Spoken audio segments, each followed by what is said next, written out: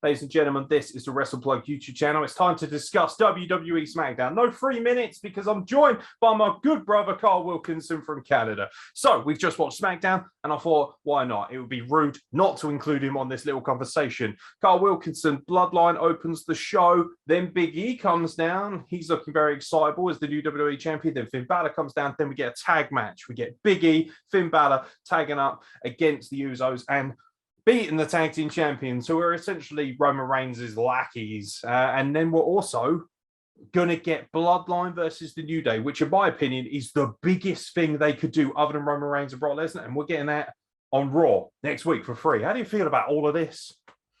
I mean, I was really surprised to see Big E come out because, you know, with winning the WWE Championship, I believe he has officially moved over to the Raw brand because that's just kind of how it works. And now we're getting big inter-brand matchup. The wild card rule is back, baby. Let's go. Oh God. Yeah. I'm hyped for this. It's going to be hella fun. Well, we're barreling towards the draft, and that's obviously what they're doing. They're trying to hype up the draft and trying to say, hey, yo, we've got this draft coming up. See what can happen. Look what happens when your favorite stars combine. Look what happens when man from SmackDown. I mean, Roman Reigns hasn't been on Raw in over a year. This is his first time on Raw. No doubt this is to boost ratings because Raw is really struggling for ratings, especially in the demo, if you give a fuck. I don't personally. No. But of course, AEW fans do because they'll hold on to any tiny victory they can. Yeah, no, cool. Very good stuff. Great match as well. Bit of a shame to see the Usos taking the loss, especially when they got such a big tag team match coming up. But as we know, Vince McMahon hates tag team wrestling, so is what it is. Yeah, The women got a great showing on here, and the one thing that was really exciting was to get to see Toni Storm on SmackDown. She teamed up with Liv Morgan, probably the highest tag team in the history of wrestling, other than their opponents, who are equally the highest tag team in the history of wrestling, Carmella and Zelina Vega. But with the massive lack of foresight to have Zelina Vega on last week, this kind of feels a little bit like a recompense of sorts. It's not good enough. It doesn't make up for it, but we get to see all 4 women. Unfortunately, the match ends really sharpish because Carmella's got a injury of sorts to the face, but that means that they will face each other. Well, Carmella and Liv Morgan will face each other at Extreme Rules. However, Liv Morgan's got to get through Zelina Vega first. So at least we'll guarantee some good women's wrestling in the sense of they'll have a match next week. Then obviously Liv Morgan will no doubt beat Zelina and then move on to Carmella at Extreme Rules, probably on the pre-show. But it is still women's wrestling outside of the women's title contests. Is this a good enough use of the mid-card in terms of women? I mean, sure, Liv Morgan and Carmella and everyone get this, but where's Toni Storm? What does she get? Like an appearance on SmackDown. It's like 1 step forward, 2 steps back kind of thing. Like they're trying. Again, not having Zelina Vega last week was an incredibly insensitive overlook or oversight or just complete ignorance. Disgusting. So they get this. They're on screen for about 5 minutes before Liv Morgan kicks Carmella in the face. She's like, ow, my nose hurts. And there's a count out. Like it's a bit of a lame finish, but it does set up the match next week and then the match at Extreme Rules. So fine, I guess I'll let it slide. But Toni Storm's one of the best women's workers you got, and she's lucky to get any screen time, let alone a televised entrance. So it's okay, but it still needs to be worked on. Yeah, I don't think it's a great use of the women. I think they could do more. I think Zelina Vega is so good. And the problem with Zelina Vega is she was so good as a manager. This almost feels like a little bit of a step back. I know that she can work. She's oh so fine, but she is teeny tiny. And, you know, you put her in the ring with someone like an Asuka or a Charlotte Flair, and that shows a lot more. I think this is the right level of opponents for her. I just feel like all 4 women could do more. I feel like Liv Morgan should be challenging for titles at this point. I feel like Carmella is, and Carmella, this is a good place for her. She's been very much up top for quite a while. She had quite a long-term rivalry with Sasha Banks, and you know she's been involved in big moments. Even with Becky Lynch's return at SummerSlam, she was at least out there, kind of hogging up the heel heat, so to speak. And then of course Toni Storm, who hasn't even had a chance to get going. By the way, where's Toni Storm? You know, where's the other women who are supposed to be on SmackDown? Shotzi Blackheart.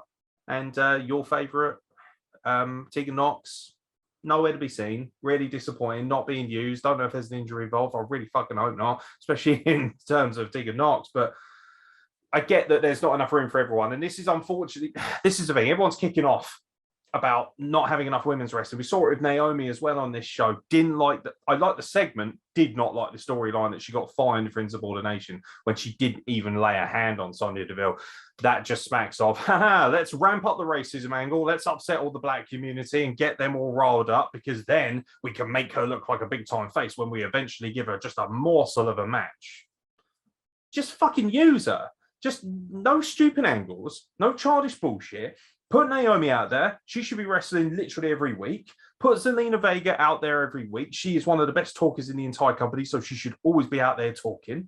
Liv Morgan is one of the best looking women on this earth, and she's also a good worker, works so hard. These are all people who deserve to be on your product more, even if it's just a few minutes at a time.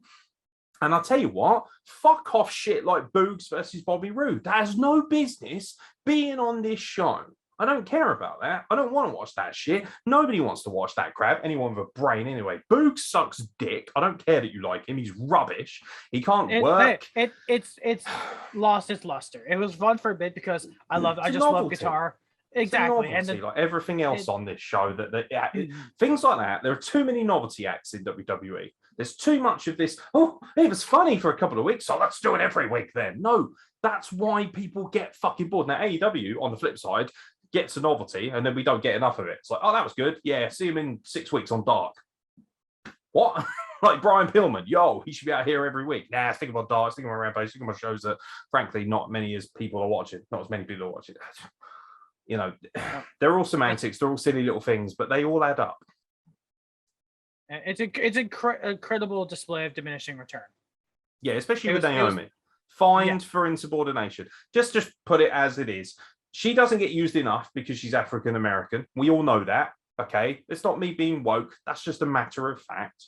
You know, it's funny, isn't it? Because the men, they seem to be fulfilling the quota very nicely. I think that's fucking awesome. But the women, yeah, they gave them the Bianca Belair moment, and now we've just gone right back again. It's almost like we're waiting for Sasha Banks, who is no doubt probably going to return at Extreme Rules and get in the face of Becky Lynch when she retains.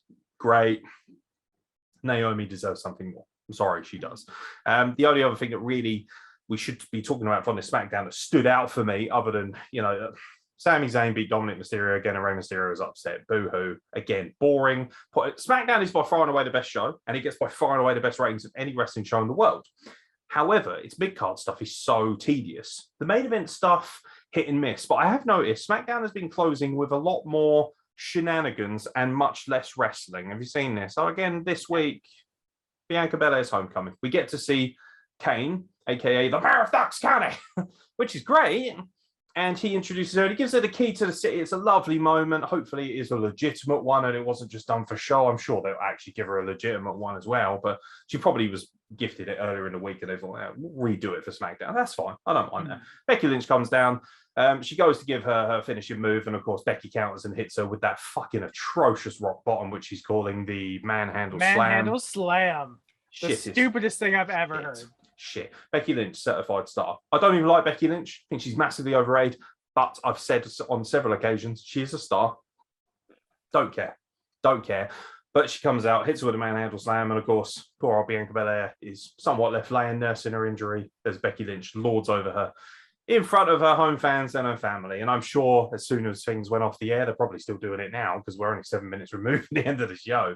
You know, I'm sure Bianca Belair probably got a heat back or had a match in front of everybody. Maybe she squashed Zelina Vega or something. I guarantee that would have been the case. But, you know, great for her to be back in front of the fans, but it just felt like a bit of a lukewarm ending to a well-paced SmackDown that, let's be honest, is probably relying on the bloodline and the bigger stars more than we realize, despite the fact it's got so many great talents. Yeah, this show has revolved about Roman Reigns for over a year now. Not enough Kevin Owens either, even though he's out there with Happy Corbin. Not long enough. Do better with these guys. Got jumped before the bell even happened, by the way, so I didn't get to see my favorite wrestler wrestle. Well, they had all the right wrestlers on this show. All of those wrestlers we mentioned, everyone who was on the show, bar Boogs and Bobby Roode. I can't believe I'm saying this because Bobby Roode was my favorite wrestler in Impact, but fuck me, he sucks now. The Dirty Dogs. Nobody cares. Nobody gives a shit. And Boogs sucks dick. But apart from them, And I frankly don't give a shit about Nakamura either. I think he's a massive jobber now. Half of that's his fault for not being that entertaining in any roles he's given, and the other half is because he's booked into the ground. I know that, but nobody's fully comparable, accountable, should I say. Yeah. But every single wrestler on the show was perfect. If you said to me, all of these wrestlers will be on the show, I'd be like, oh shit, fuck yes. Tony Storm, shit, Liv Morgan, yeah, fuck yeah. The Bloodline are sick. By the way, still got to get me one of those teas. So nice. But most of them weren't used properly. That's the problem here. The problem isn't that WWE doesn't have the best talent, because in my opinion, they do. The problem is they don't book them in the correct scenarios against the right people, and they just keep beating a dead horse with boring angles like Dominic Mysterio versus Sami Zayn. I don't care. I really don't. Do better, or just don't use them.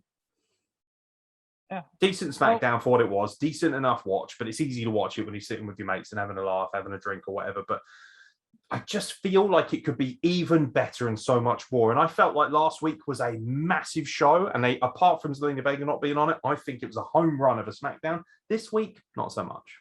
Boring. Very mid, as MJF would say. The shiniest part was Seth Rollins' drip, baby, because Christ almighty, it was like aluminum. He comes out, cuts a great promo, essentially says, Edge brought it on himself. Okay, great. Thanks for coming. Edge is not around for a few months. Where the fuck is Cesaro? Has he died? No, dude, he got that one shot against Roman. He had his Mania moment against Seth Rollins. That's all you're going to get from him now. That's what he got for re-signing his contract. Oh, you've re-signed your contract. Well, I'll give you a title match. Oh, thank you, Vince. You're finally using me properly. And then 6 weeks of boogs. I do not give a flying fuck. Do you think they're still going to set up Roman and Seth? Do you think they're going to try that after Balor? I think at some point, maybe. It's going to take a while to turn Seth face, but we've seen that it doesn't matter. Randy Orton burnt a man alive a year ago. He burnt a man alive and murdered him, and he is now with a goon, and everyone, he's the most over guy on Raw. People don't care. They have such fickle memories for this shit, and we will too. Any final thoughts on SmackDown, mate? No, it was a good watch, especially when you get to watch it with your mate. Just, laugh at its stupid shit, because some of it is just so dumb. Yeah, but that would be my advice. Watch wrestling with friends, and you'll have a much better time of it. Watching on your own can be really depressing, ladies and gentlemen. Yeah, and I don't need any more depression in my life. No, we do not, especially with all the news, which you will have seen on our YouTube channel. That's it for our SmackDown review, ladies and gentlemen. Apologies, it's not 3 minutes. Blame Kyle Wilkinson for watching it with me. But ultimately, hopefully you enjoyed it nonetheless. If you did enjoy it, don't forget to subscribe. We're well over 400 now, and I did promise we would give a t-shirt or a figure of something of that sort of way, and I will completely uphold that promise. So just to make sure we're very, very clear, we will give it away during the Extreme Rules review. So everyone who subscribes up until that point included. So don't worry if you thought, I'm not subscribed. What the hell? I'm not part of the 400. Don't worry if you're subscribed after the fact. I know a few of you have, and we love you for it. Extreme Rules review. We will be giving away some merch. Pay attention to that. It will be done completely random. We will put all our followers into a hat, random generator, obviously on the computer, because I'm not writing down every single fucking name. Sorry, just not. And we will give something nice away for you guys to say thank you for supporting us on the YouTube channel. Until then, I'm Aeron X, he's Kyle Wilkinson, and we'll catch you very soon for more content from the Wrestle Plug.